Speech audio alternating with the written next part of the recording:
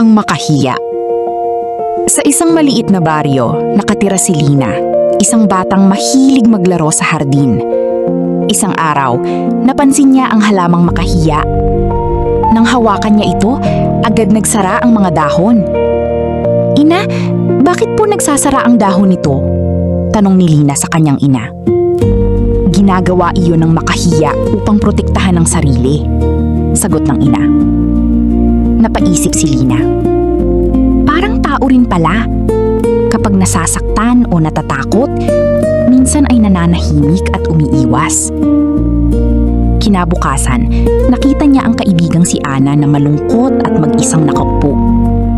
Hindi siya pinilit ni Lina na magsalita. Sa halip, umupo siya sa tabi nito at sinabi, "Nandito lang ako kung kailangan mo ng kausap." Maya-maya, ngumiti si Ana at ikinuwento ang kanyang problema. Matyagang nakinig si Lina at ipinadama ang kanyang pag-unawa.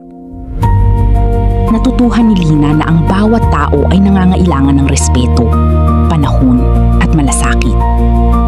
Tulad ng makahiya, muling bumubukas ang puso kapag nararamdaman itong ligtas at minamahal.